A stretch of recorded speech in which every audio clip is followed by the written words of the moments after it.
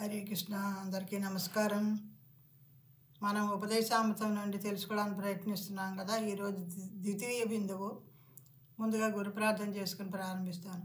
నమో విష్ణుపాదాయ కృష్ణపష్టాయ భూతలే శ్రీమతే జయపతాక స్వామినామనే నమాచార్య పదాయ నితాయి కృపపదాయని గౌరకథాతాం దయా నగర గ్రామతారని నమో విష్ణుపాదాయ కృష్ణపష్టాయ భూతలే శ్రీమతే భక్తివేదాంత స్వామినామనే నమస్తే సారస్వతి దేవే గౌరవాణి ప్రచారిణే నిర్విశేష శూన్యవాది పాశ్చాత్య దేశాన్ని నమో మహావదన్యాయ కృష్ణ ప్రేమ పదాయతే కృష్ణాయ కృష్ణ చైతన్యనే గౌరద్విషే నమ నమో బ్రహ్మణ్య దేవాయ గో బ్రాహ్మణితాయ చ జగద్గతాయ కృష్ణాయ గోవిందాయ నమో నమ హే కృష్ణ కరుణా సింధు దీనబంధో జగత్పతే గోపేశ గోపికా కాంత రాధాకాంత నమోస్తుతే తప్త కాంచన గౌరాంగి రాధే వృందావనేశ్వరి వృషభానుసుతే దేవి ప్రణమామి హరిప్రియ వాంఛాకల్పతరుభ్యశ్చ కృపా సింధుభ్యో చ పతితానాం పావనేభ్యో వైష్ణవేభ్యో నమో నమః. జయ జయ శ్రీ చైతన్య జయ నిత్యానంద జయ అద్వైత చంద్ర జయ గౌరభక్తవృంద జయ జయ శ్రీ చైతన్య జయ నిత్యానంద జయ అద్వైత చంద్ర జయ గౌరభక్తవృంద జయ జయ శ్రీ చైతన్య జయ నిత్యానంద జయ అద్వైత చంద్ర జయ గౌరభక్తవృంద. మా శిక్షాగురులందరికీ పేరు పేరు చెప్పిన పాదాలు వందనాలు చేసుకుంటూ ప్రారంభిస్తున్నాను. అత్యాహార ప్రయాసశ్చ ప్రజల్పో నియమాగ్రహ జనసంగశ్చ లౌల్యం చ షడ్భిర్భక్తి వినశ్యతి. ఈ క్రింద పేర్కొనబోయే 6 కార్యాలలో ఎక్కువగా నిమగ్నమైతే భగవత్ సేవ నశిస్తుంది. 1. అవసరమైన దానికంటే అధికంగా భుజించుట, లేక అవసరమైన దానికంటే అధికముగా ధనమును కూడబెట్టుట. 2. పొందుటకు సఖ్యం కాని భౌతిక వస్తువుల కొరకు అధికముగా శ్రమించుట. 3. లౌకిక విషయాల గురించి అనవసరంగా చర్చించుట. 4. ఆధ్యాత్మిక అభివృద్ధి కొరకు కాకుండా కేవలం అనుసరించుట కొరకే శాస్త్ర విధులను ఆచరించుట, లేక విద్యుక్తములైన నియమ నిబంధనలు విడిచి స్వతంత్రముగా అంటే ఇష్టానుసారముగా ప్రవర్తించుట. కృష్ణ చైతన్యం పట్ల ఆసక్తి లేని భౌతిక విషయాసక్తి గల వ్యక్తులతో సహవాసం చేయుట. 6. ప్రాపంచిక లాభాల పట్ల అత్యాసన కలిగి ఉండుట. వీటన్నిటి వల్ల మనలో భగవత్ సేవ చెయ్యాలనే ఆసక్తి కానీ భక్తి కానీ నశిస్తుందన్నమాట. ఇవన్నీ చేయకూడదు అని చెప్తున్నారు. మన ప్రభుపాదుల వారు వ్యాఖ్యానంలో మానవ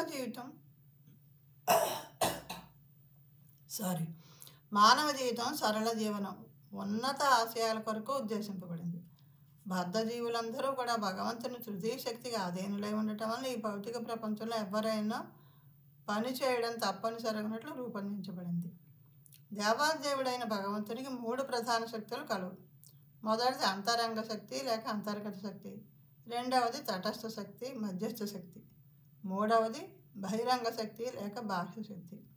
జీవులు తటస్థ శక్తికి సంబంధించి ఉంటారు, అనగా అంతరంగ బహిరంగ శక్తులకు మధ్య స్థితిలో ఉంటారు. దేవాది దేవునికి అధీనులైన శాశ్వత సేవకుల చేత జీవాత్ములు లేక అణుజీవులు తప్పక అంతరంగ శక్తి లేక బాహ్య శక్తి నియంత్రణలో ఉండవలను. అంతరంగ శక్తి నియంత్రణలో ఉండనప్పుడు వారు తమ సహజ స్వరూప స్థితిలో ముఖ్యంగా భగవంతుని భక్తియుక్త సేవలో ఎల్లప్పుడూ నెలకొని ఉంటారు. భగవద్గీత 9వ అధ్యాయం 13వ శ్లోకంలో ఇలా చెప్పబడింది: మహాత్మానస్తు మాం పార్థ దైవీం ప్రకృతిమాశ్రితాః భజంత్యనన్య మనసో జ్ఞాత్వా భూతాదిమవ్యయం. ఓ పార్థ, భ్రాంత చిత్తులు కానటువంటి మహాత్ములు మాత్రము దైవీ ప్రకృతిని ఆశ్రయించి ఉందురు. వారు నన్ను ఆదియును అవ్యయుడును ఆగు దేవాదేవుగా ఎరిగి ఉండటచే నా భక్తియుక్త సేవలో సంపూర్ణముగా నిమగ్నులై ఉందరు. ఎలాంటి భ్రమలు ఎటువంటి భ్రాంతులు లేకుండా దేవుణ్ణి ఆయనే దేవాదేవుడు అని తెలుసుకున్న వాళ్ళైతే ఇంకెటువంటి పక్కదారి పట్టకుండా ఆయన సేవలోనే నిమగ్నమై ఉంటారు. అది ఆయన చెప్తున్నారు అక్కడ శ్రీకృష్ణ పరమాత్మ. అలా కాకుండా ఎప్పుడైతే మాయకులోని పడిపోతారో ఇంకప్పుడు పక్కదారి పట్టడం జరుగుతుంది, దేవుడిని నిర్లక్ష్యం చేయడం జరుగుతుంది.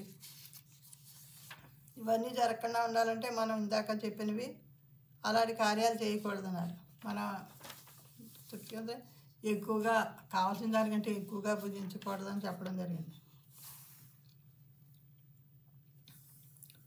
ఈ శ్లోకంలో మహాత్మా అనే పదం సంకుచిత మనస్కులను కాక విశాల హృదయాన్ని సూచిస్తుంది. తమ ఇంద్రియాలను తృప్తిపరచడంలో సర్వదా నెలకొని ఉండే సంకుచిత మనస్కులు కొన్నిసార్లు జాతీయత్వం, మానవత్వం అని పేరుతో ఇతరులకు మంచి చేటుకు తమ కార్యకలాపాలను విస్తరింపజేస్తూ ఉంటారు. వారు స్వదేశీయ లేక అంతర్జాతీయ సమాజంలోని తమ కుటుంబంలోని, జాతిలోని లేక సంఘంలోని సభ్యులైన వారి ఇంద్రియ తృప్తి కొరకు తమ ఇంద్రియ తృప్తిని త్యాగం చేయవచ్చు. నిజంగా ఇది తన నుండి జాతికి, జాతి నుండి సంఘానికి ఇంద్రియ తృప్తిని విస్తరింపజేయడమే అవుతుంది. తన ఇంద్రియ తృప్తిని త్యాగం చేసి ఇతరుల ఇంద్రియ తృప్తి కోసం శ్రమిస్తూ ఉంటారట. దానివల్ల అందరికీ ఇంద్రియ తృప్తిని ఆసక్తి ఇంకా పెంచినట్టే అవుతుంది తప్ప అది మంచి పద్ధతి కాదు అని చెప్తున్నారు ఇక్కడ. భౌతిక దృష్టికి ఇదంతా చక్కగానే కనిపించవచ్చు, కానీ అలాంటి కార్యకలాపాలకు ఎట్టి ఆధ్యాత్మిక విలువ ఉండదు. వ్యక్తిగతమైన లేక విస్తరింపబడిందైనా అట్టి కార్యకలాపాలకు మూలం ఇంద్రియ తృప్తిదే. భగవంతుని ఇంద్రియాలను తృప్తిపరచే వ్యక్తినే మహాత్ముడని లేక విశాల హృదయుడని పేర్కొనగలం. మనం భగవంతుడికి సంతోషం కలిగించేలా నడుచుకుంటేనే అది వాళ్ళని మహాత్ములు అని చెప్పచ్చు అని చెప్తున్నారు. పైన ఉదాహరింపబడిన భగవద్గీత శ్లోకంలోని దైవీం ప్రకృతిం అనే పదాలు దేవాది దేవుని అంతరంగ శక్తి లేక హ్లాదిని శక్తి నియంత్రణకు సంబంధించినవి.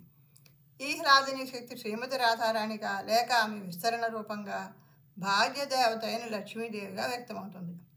ప్రత్యేక జీవాత్మల అంతరంగ శక్తి నియంత్రణలో ఉంటున్నప్పుడు వారి ఏకైక కార్యకలాపం శ్రీకృష్ణుని లేక విష్ణువుని సంతృప్తిపరచడమే.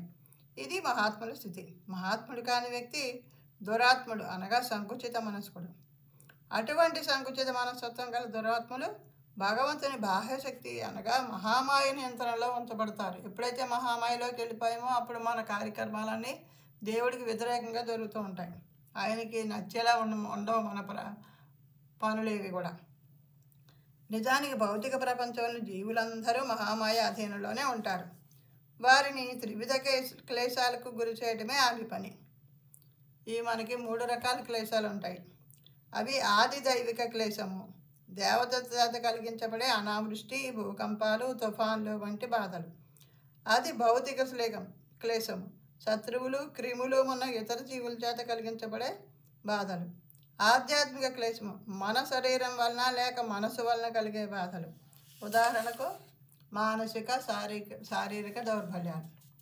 దైవభూతాత్మ హేతవ బాహ్యశక్తికి వశమై ఉండటం వలన ఈ త్రివిధ క్లేశాలకు గురి అయిన బద్ధజీవులు వివిధ కష్టాలను అనుభవిస్తారు. మనకి తెలిసినవే కదా. బద్ధజీవులు ఎదుర్కొనే ప్రధాన సమస్యలు పునర్జన్మ, వార్ధక్యం, రోగం, మరణం. ఎవరికైనా సరే వయసు పెరిగే కొద్దీ అనారోగ్యాలు వస్తాయి, ముసలితనం వస్తుంది, తర్వాత మరణం వస్తుంది, తర్వాత మళ్ళీ ఇంకో జన్మ తీసుకోవాల్సి వస్తుంది. భౌతిక ప్రపంచంలో ఎవరైనా దేహాత్మను పోషించుకున్నట్టుకు పని చేయాల్సి ఉంటుంది. కానీ కృష్ణ చైతన్య విధానానికి అనుకూలమైన రీతిలో అలాంటి పనిని వారు ఎలా చేయగలుగుతారు? దేహ పోషణకు ఆహార ధాన్యాలు, వస్త్రాలు, ధనం వంటి ఇతర వస్తువులు శరీర పోషణ కొరకు అందరికీ అవసరమే. కానీ ఎవరైనా ప్రధాన అవసరాలకు మించి అధికంగా సేకరించకూడదు. మనకి ఎంత అవసరమో అంత మాత్రమే సేకరించుకోవాలి. అలాగే ఎంత తినగలమో, ఎంత మన ఆరోగ్యానికి ఎంత మంచిదో అంతే తినాలని కూడా మనకి చెప్పడం జరిగింది. ఈ సహజమైన సిద్ధాంతాన్ని అనుసరిస్తే దేహ పోషణకు ఎలాంటి కష్టం ఉండదు. ప్రకృతి విధానాన్ని అనుసరించి పరిణామ క్రమంలో తక్కువ తరగతికి చెందిన జీవులు తమకు అవసరమైన దానికంటే అధికంగా సేకరించడం కానీ తినడం కానీ చేయవు. అది కనుకనే పశువులు, పక్షులు ఆ జీవితాల్లో సాధారణంగా ఆర్థిక సమస్యలు కానీ నిత్యావసర వస్తువుల కొరత కానీ ఉండదు. ఇక్కడ ఉదాహరణ చెప్తున్నారు. బహిరంగ స్థలంలో ఒక ధాన్య బస్తాను వేసి ఉంచితే పక్షులు వాటికి ఎంత తినగలవో అంత తీసుకుంటాయి. అదే మనిషి అయితే ఏం చేస్తారు? బస్తా మొత్తం మూసిపోతాడు. అదే ఇక్కడ చెప్తున్నారు. బహిరంగ స్థలంలో ఒక ధాన్యపు బస్తాను వేసి ఉంచితే పక్షులు వచ్చి కొన్ని గింజలు మాత్రమే తినేసి వెళ్ళిపోతాయి. అవేమి ఇంటికి పట్టుకెళ్ళి దాచుకుందాం అనుకోవు అవి. అదే మనిషి అయితే బస్తానంతటి తీసుకుని వెళ్ళిపోతాడు. అతడు తన పొట్టకు పట్టినంత తిని మిగిలిన దాన్ని నిల్వ చేసుకోవడానికి ప్రయత్నిస్తాడు. శాస్త్రానుసారం అవసరమైన దానికంటే అధికంగా సేకరించడం అత్యాహారం నిషేధించబడింది. దీనివల్లనే నేడు ప్రపంచమంతా కష్టములను అనుభవిస్తుంది. బాగా స్థోమత ఉన్నవాళ్ళు, ఎక్కువ డబ్బులు ఉన్నవాళ్ళు ముందు ముందు ఏ అవసరాలు వస్తాయో అని చెప్పేసి ఎక్కువ ధాన్యాలు కానీ ఇతర వస్తువులు కానీ కొనేసి గోదాంలో నిల్వ ఉంచుకోవడం వల్ల ప్రపంచ ప్రజలందరికీ సరిపడే ధాన్యాలు వస్తువులు మనకి లభించటం లేదు. దానివల్లే కరువు అనేది ఏర్పడుతుంది. దీనివల్ల మొత్తం అందరికీ కష్టాలు అవుతాయి. అవసరమైన దానికంటే అధికంగా సేకరించడం, తినడం ప్రయాస లేక అనవసర శ్రమను కలిగిస్తాయి. భగవంతుని ఏర్పాటు వలన ప్రపంచంలోని ఏ భాగంలో ఉన్న వారినో కొంత భూమి పాలిచ్చే గోవు ఉంటే చాలా ప్రశాంతంగా జీవించవచ్చు.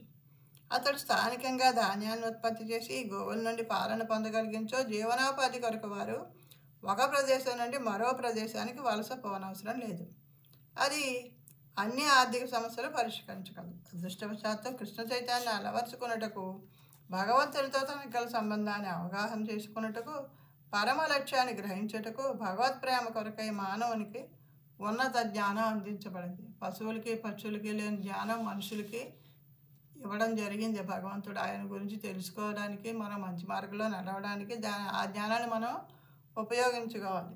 కానీ దురదృష్టవశాత్తు నాగరికుడని పిలువబడుతున్న మానవుడు భగవత్ సాక్షాత్కారం కోసం ప్రయత్నించకుండా జిహ్వను తృప్తిపరచడం కోసం తినడానికి అవసరమైన దానికంటే అధికంగా సంపాదించే నిమిత్తం తన జ్ఞానాన్ని వినియోగిస్తున్నాడు. ఎంతసేపు సంపాదన ఎలా ఉండాలి, రేపు ఏమైనా అవసరం వస్తే ఎలాగా అన్న ఇదిలో ఆ సంపాదనలోనే ఉంటూ భగవంతుడి గురించి ఆలోచించట్లేదు. భగవంతుని ఏర్పాట్ల వలన ప్రపంచమంతటా మానవులకు ధాన్యాలను పాలను ఉత్పత్తి చేసుకుంటూ కావాల్సినంత అవకాశం కలదు.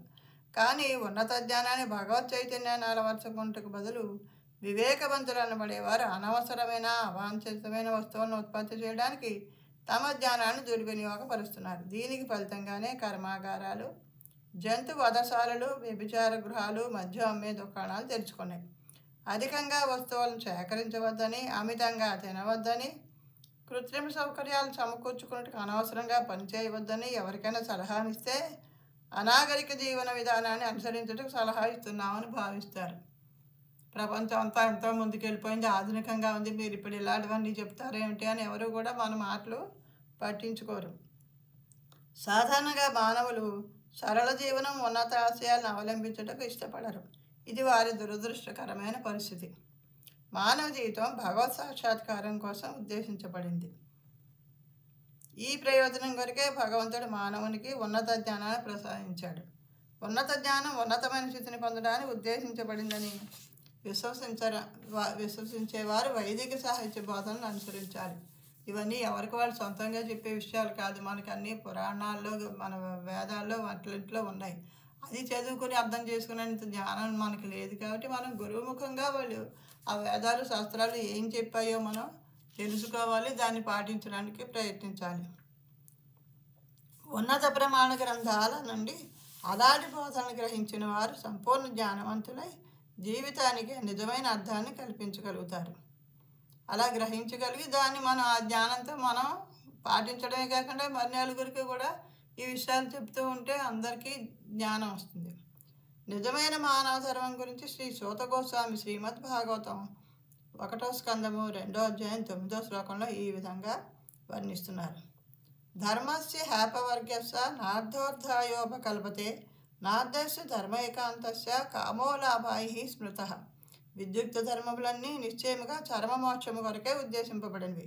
వాటిని ఎన్నడనూ భౌతిక లాభము కొరకే నిర్వహింపరాదు. అంతేగాక పరమధర్మమునందు నియుక్తుడైన వాడు భౌతిక లాభములు ఎన్నడనూ ఇంద్రియ భోగమునికై వినియోగించరాదు. శాస్త్రాదేశాలను అనుసరించి చేయ వృత్తి వ్యాపారాలే మానవ నాగరికతకు ప్రథమ సోపానం. మన శాస్త్రాల్లో ఏం చెప్పబడిందో దాని ప్రకారం నడుచుకుని మన వృత్తి కానీ వ్యాపారం కానీ చేసుకుంటేనే అది నాగరికతలో మనం ఉన్నట్టు. ఈ కనిష్ట ధర్మాన్ని అర్థం చేసుకునేలా మానవుని ఉన్నత జ్ఞానానికి శిక్షణ ఇవ్వాలి. మానవ సంఘంలో హిందూ, క్రిస్టియన్, హీబ్రూ, మహమ్మదీయ, బౌద్ధ మొదలైన వివిధ మత ధర్మ విధానాలు ఉన్నాయి. ధర్మం లేకపోతే మానవ సమాజం పశు సమాజం కంటే ఏ విధంగానూ ఉన్నతమైనది కాదాదు. పైన తెలుపబడినట్లు ధర్మస్య హ్యాపవర్గస్య నార్ధోర్ధాయోపకల్పతే. ధర్మం ముక్తి కొరకే ఉద్దేశింపబడింది కానీ ఆహారం సంపాదించుకున్నట్టుకు కాదు. కొన్నిసార్లు భౌతికాభివృద్ధియే లక్ష్యంగా ధర్మం అనబడే ఒకానొక విధానాన్ని మానవ సంఘం తయారు చేస్తుంది. అది మనం సొంతంగా తయారు చేసుకునే ధర్మాలు ఇవి కూడా మనకి ఉన్నతి చెందడానికి ఉపయోగపడవు. కానీ అది నిజమైన ధర్మ ఉద్దేశానికి ఎంతో దూరంగా ఉంటుంది. భగవంతుని నియమాలను అవగాహన చేసుకోవడమే ధర్మం. ఈ నియమాలను సరిగ్గా పాటిస్తే మానవుడు చివరికి భౌతిక బంధాల నుండి విముక్తుడవుతాడు. ధర్మం యొక్క నిజమైన లక్ష్యం అదే. దురదృష్టవశాత్తు మానవుల అత్యాహారం పట్ల లేక భౌతిక సంపదల పట్ల అధికమైన ఆకాంక్ష వలన ధర్మం అనే దాన్ని అంగీకరిస్తారు. నిజమైన ధర్మం కృష్ణ చైతన్యాన్ని అలవర్చుకుంటూ జీవితానికి అత్యవసరమైనట్టి వస్తువులతోనే సంతృప్తి చెందాలని బోధిస్తోంది. ఆర్థిక అభివృద్ధి మనకు అవసరమైన నిజమైన ధర్మం మన భౌతిక జీవితానికి కనీస అవసరాలైన వస్తువులను సమకూర్చునేంత వరకే అనుమతిస్తుంది. జీవస్య తత్వ జిజ్ఞాస, పరమ సత్యముని గురించి తెలుసుకున్నటే జీవితం కల నిజమైన లక్ష్యం. ఆ పరమ సత్యాన్ని తెలుసుకున్నట్టుకు మనం ప్రయత్నించకపోతే కృత్రిమ అవసరాలను తృప్తిపరిచే ప్రయత్నాలనే ప్రయాస మనం కొనసాగిస్తాం. ఆధ్యాత్మిక అభిలాష కలవారు భౌతిక యత్నాలను విడిచిపెట్టాలి. మనం అత్యాహారం గురించి ప్రయాస గురించి మనం తెలుసుకున్నాం. ప్రజల్ప అంటే అనవసరంగా మాట్లాడటం. ఇది మరొక అవరోధం. మనకి భక్తిలో ముందుకు వెళ్ళాలంటే ఈ ఎక్కువ మాట్లాడడం అనేది తగ్గించాలి. మనం కొందరు స్నేహితులను కలిసిపోగానే వెంటనే కప్పల వలె బెకబెకలాడుతూ అనవసరమైన మాటలు మాట్లాడాలనిపిస్తాం. మనం మాట్లాడవలసి వస్తే కృష్ణ చైతన్యోద్యమం గురించే మాట్లాడాలి. మనకి కృష్ణుడి గురించి తెలుసుకుంటూ ఉండాలి. ఆ తెలుసుకున్నది నలుగురికి చెప్తూ ఉండాలి. ఇది మొత్తం ప్రపంచమంతటా ఇది వ్యాపించాలి. కృష్ణ చైతన్యం లేని వారు కుప్పల కొలిది వార్తాపత్రికలను, మాసపత్రికలను, నవలను చదవడంలోనూ అర్థం లేని ఎన్నో ఇతర కార్యాలను ఆచరించడంలోనూ ఆసక్తిని కనపరుస్తుంటారు. ఈ విధంగా మానవులు తమ అమూల్యమైన కాలాన్ని, శక్తిని వృధా చేస్తూ ఉంటారు. పాశ్చాత్య దేశాలలో ఉద్యోగం నుండి విరమణ పొందిన వృద్ధులు పేకాట ఆడటం, చేపలు పట్టడం, టెలివిజన్ చూడటం, వ్యర్థమైన సాంఘిక రాజకీయ పథకాల గురించి చర్చించడం చేస్తూ ఉంటారు. ఇవన్నీ మరియు ఇంకా ఇతర వృధా పనులన్నీ కూడా ప్రజల్ప కోవకే చెందుతాయి. కృష్ణ చైతన్యంలో ఆసక్తి గల వివేకవంతులు అలాంటి వృధా కార్యక్రమాల్లో ఎప్పుడూ పాల్గొనకూడదు. కృష్ణ చైతన్యం పట్ల ఆసక్తి లేని జనంతో చేసే సాంగత్యానికి జన సంఘం అని పేరు. ఇక్కడ మన అలాంటి కృష్ణుడు అంటే ఆసక్తి లేదు, కృష్ణుడి గురించి తెలుసుకునేది లేదు, భక్తి మార్గంలో వెళ్ళడానికి ఇష్టం లేదు, అలాంటి వాళ్ళతో మనం ఇప్పుడు కూడా స్నేహం చేయకూడదు. ఎందుకంటే మనం కూడా సమయాలు వృధా చేసుకుంటాం.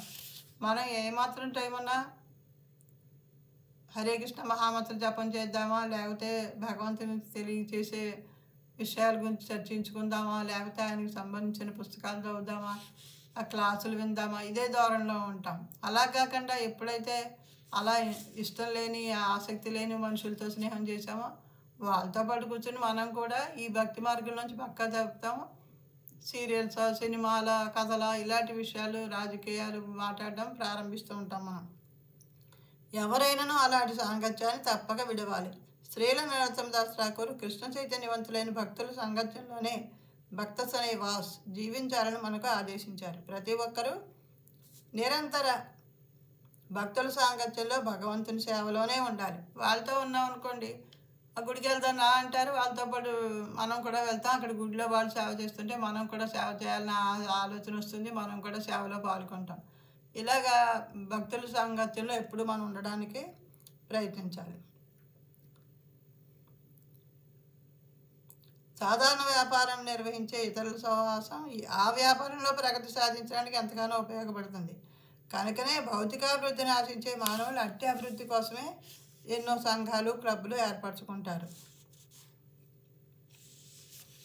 ఇక్కడ మన శ్రీ ప్రబోధ గారు చెప్తున్నారు. అందుకే మనలాంటి వాళ్ళ కోసం శ్రీకృష్ణుని విస్మరించని జనులతో అంటే భక్తులతో సాంగత్యం లభించేలా అవకాశం కల్పించడం కొరకే మేము అంతర్జాతీయ కృష్ణ చైతన్య సంఘమును స్థాపించాము. అంటే ఇస్కాన్ టెంపుల్స్, సంఘాలు అవన్నీ ఉన్నాయి కదా, వాటి గురించి చెప్తున్నారు. ఈ ఉద్యమం ద్వారా ఇటువంటి ఆధ్యాత్మిక సాంగత్యం రోజు రోజుకి వృద్ధి చెందుతుంది. అక్కడ జరిగే కార్యకలాపాల్లో పాల్గొనడం, ఈ కథల శ్రీకృష్ణుని గురించి కథలు, కీర్తనలు అవి వినడం, దానికి భాగవతం, భగవద్గీత ఇలాంటి విషయాలు చర్చల్లో పాల్గొనడం, ఇవన్నీ కూడా ఆ సంఘాల్లో జరుగుతూ ఉంటాయి. ప్రపంచంలోని వివిధ భాగాల్లో ప్రజలు తమలో నిగూఢమైన కృష్ణ చైతన్యాన్ని జాగృతపరుచుకున్నట్టుకు ఈ సంఘంలో చేరుతున్నారు. ప్రతి ఒక్కరికి మనసులో ఆ కృష్ణ భక్తి ఉంటుంది, కానీ అది నిద్రాణమై ఉంటుందన్నమాట. దాన్ని బయటికి తీసుకురావాలంటే ఇలాంటి భక్తుల సాంగత్యం మనకి కావాలి. పరమ పూజ్య శ్రీల భక్తి సిద్ధాంత సరస్వతి ఠాకూర్ అనువృత్తి అనే వ్యాఖ్యానంలో శుష్క వేదాంతులు లేక మనోకాల్పనికులు జ్ఞానాన్ని ఆర్జించుటకు అధికంగా ప్రయత్నించడం కూడా అత్యాహార విధానం అన్నారు. అంటే మనకి కావాల్సిన దేవుడికి సంబంధించిన విషయాలు కాకుండా వేరేగా జ్ఞానం మన ఊరికే కల్పించుకునే వస్తూ ఉంటాయి. కొన్ని లేనివన్నీ ఊహించుకోవడం, మనకి కథల రూపంలో అర్జించడం, అలా జ్ఞానాన్ని దానికోసం ప్రయత్నించడం కూడా అత్యాహారం కిందకు వస్తుంది అని చెప్తున్నారు. శ్రీమద్ భాగవతాన్ని అనుసరించి మనోకాల్పనిక తాత్వికులు కృష్ణ చైతన్య రహితమైన శుష్క వేదాంతాన్ని గురించి ఎన్నో సంపుటాలను రచించడానికి ప్రయత్నించడం పూర్తిగా వ్యర్థం. ఇవన్నీ కూడా అత్యాహార విధానం కిందకే వస్తాయండి అన్నాడు. కృష్ణుడి గురించి చెప్పకుండా ఏ గ్రంథాలు ఉన్నాయో అవన్నీ కూడా అత్యాహారం కిందకు వస్తాయి, అలాంటి వాళ్ళకి వెళ్ళొద్దు అని చెప్తున్నారు.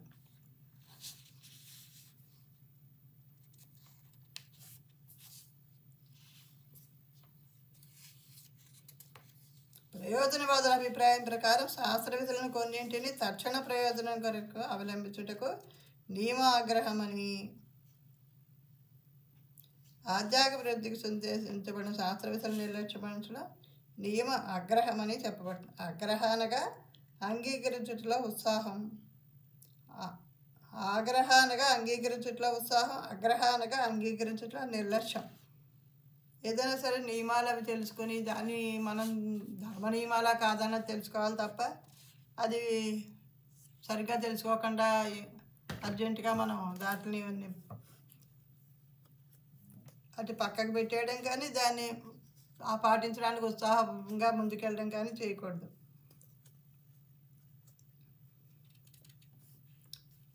కృష్ణ చైతన్యంలో ఆసక్తి గలవారు ఆర్థిక అభివృద్ధి వరకై నిధులను అంగీకరించడం పట్ల ఉత్సాహాన్ని చూపించకూడదు. ఏమైనా వారి శాస్త్ర గ్రంథాల్లోని విధులను కృష్ణ చైతన్య అభివృద్ధికే శ్రద్ధతో అంగీకరించాలి. ఎవరైనా సరే ఏ పనైనా సరే కృష్ణ చైతన్య వృద్ధి చెందడానికే చేయాలి తప్ప మామూలు విషయాలు, భౌతిక విషయాల మీద అభివృద్ధి కోసం కాదు అని చెప్తున్నారు.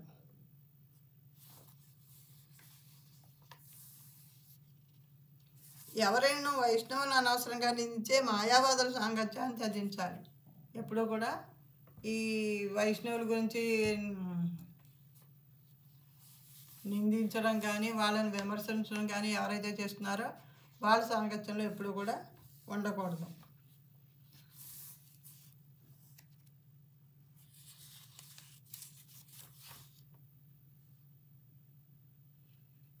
ఎక్కువ ఇక్కడ మనకి శ్లోకంలో లౌల్యం అని చెప్పడం జరిగింది.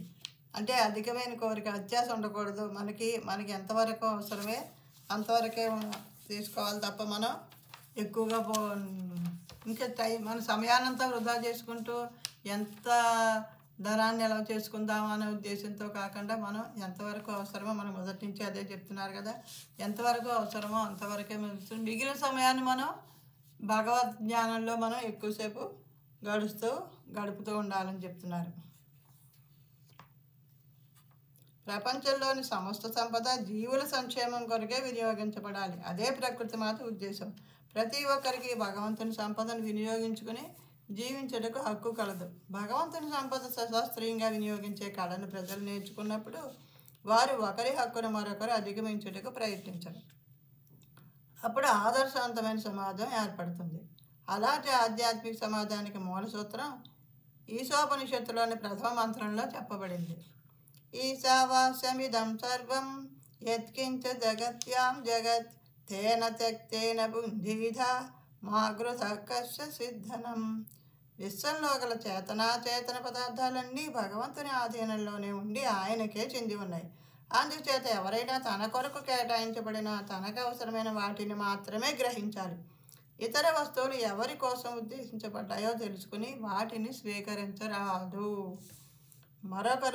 ఒకరు మరొకరి జీవితాన్ని కానీ హక్కులను కానీ దురాక్రమణ చేయకుండా తమ జీవిత అవసరాలు తీర్చుకున్నట్టుకు తగినట్లుగా ఈ భౌతిక ప్రపంచం భగవంతుని చేత ఏర్పాటు చేయబడిందని కృష్ణ చైతన్యం గల భక్తులకు బాగా తెలుసు.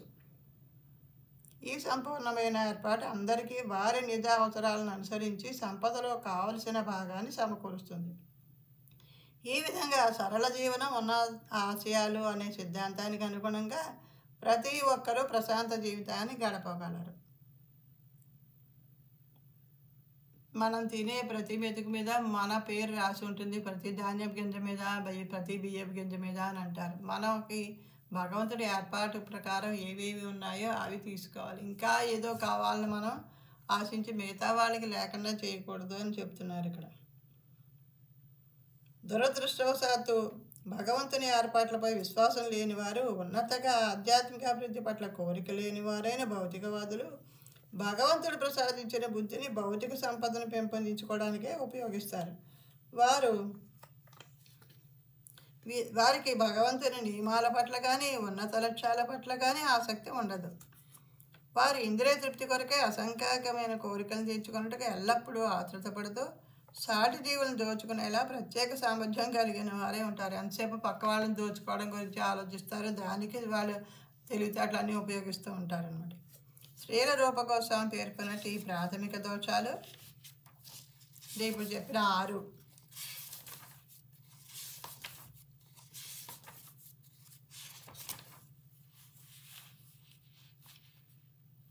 అత్యాహారం, ప్రయాస, ప్రజల్ప, నియమాగ్రహ, జనసంఘర్ష, లౌల్యం.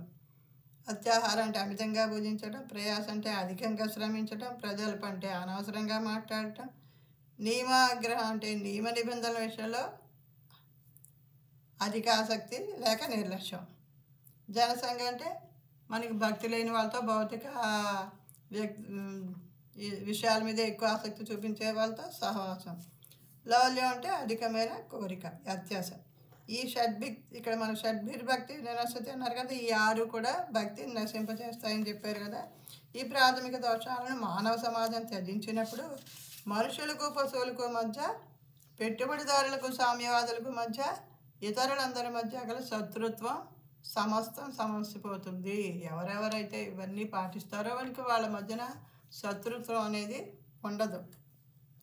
అంతేకాక ఆర్థిక రాజకీయ అవ్యవస్థ అస్థిరత్వం కూడా పరిష్కరించబడతాయి. ఇవన్నీ చేయాలంటే మనకి భక్తి మార్గంలో నడుచుకోవాలి. మనం సరైన గురువును ఆశ్రయించాలి. ఎప్పుడు కూడా భక్తుల సాంగత్యంలో ఉండాలి. అది ఏమేమి చేయకూడదో పక్కన పెట్టి ఏం చేయాలో మనం తెలుసుకొని ముందుకెళ్తే, అలా తెలుసుకోవడానికి మనకి కృష్ణ చైతన్యోద్యమం శాస్త్రీయంగా ఇచ్చే సాధన పద్ధతుల ద్వారా, సరైన ఆధ్యాత్మిక విజ్ఞానం ద్వారా శుద్ధ చైతన్యం జాగృతం అవుతుంది. మనకి ఈ ఇందులోకి రావడం వల్ల గురువులు చెప్పేది వింటూ ఉంటాం కాబట్టి భక్తుల సాంగత్యంలో ఉంటూ ఉంటాం, దేవాలయానికి వెళ్తూ ఉంటాం. దానివల్ల మనకి నడుచుకునే మార్గం ఎలా నడవాలో అన్నది మనకి స్పష్టంగా తెలుస్తుంది. కృష్ణ చైతన్యోద్యమం ప్రపంచంలో ప్రశాంత పరిస్థితిని ఏర్పరచగల ఆధ్యాత్మిక సమాజాన్ని ఏర్పరచను. వివేకవంతులైన ప్రతి ఒక్కరూ కృష్ణ చైతన్యోద్యమాన్ని హృదయపూర్వకంగా ఆశ్రయించి భక్తియుక్త సేవకు ఆటంకం కలిగించే పైన పేర్కొనబడిన 6 దోషాల నుండి విముక్తులై తమ చైతన్యాన్ని పవిత్రీకరించుకోవాలి. హరే కృష్ణ. మనకి చెప్తూ ఉంటారు, మనం ఏదైనా ఒక మంచి విషయం విన్నప్పుడు అది మనలోనే దాచుకోకుండా మనకి తెలిసిన వాళ్ళు, తెలియని వాళ్ళు, మొత్తం కనబడిన వాళ్ళందరికీ మనం చెప్పడానికి ప్రయత్నించి ఆ మంచిని పెంచడానికి ప్రయత్నించాలి. దేవుడికి భక్తి విషయంలో అయితే మరీనో మనం విన్న విషయాలు మనలోనే దాచుకోకుండా అందరికీ అందించే ప్రయత్నం చేయాలి. ఇది చెప్పాను ఇంతకుముందు వీడియోలో చెప్పినట్టు. మా శిక్షా గురువులు ఈచ్ వన్ ప్రీచ్ వన్ అన్నారు. మీరు నేర్చుకున్న మీతోటే ఆపేయకుండా మరొకరికి చెప్పండి, మరొకరిని మనకి ఈ భక్తి మార్గంలోకి తీసుకురండి అని చెప్పి ఆ ఆదేశం పాటించే ఉద్దేశంతో ఈ ఛానల్ ద్వారా మీ ముందుకు నేను వస్తున్నాను. మా గురువులు చెప్పినంత చక్కగా నేను చెప్పలేకపోవచ్చు, కానీ చెప్పాలని ప్రయత్నం చేస్తున్నాను. మీకు నచ్చితే మరొకరికి మీరు ఈ విషయాన్ని అందించే ప్రయత్నం చేయండి. మీరు కూడా భగవంతుని కృపకు ప్రీతులు కండి. హరే కృష్ణ హరే కృష్ణ కృష్ణ కృష్ణ హరే హరే, హరే రామ రామ రామ హరే హరే. మళ్ళీ ఇంకో వీడియోతో మీ ముందుకు వస్తాను. ఈ వీడియోలో ఏమైనా తప్పులు దొరికి ఉంటే క్షమించవలసిందిగా కోరుతున్నాను.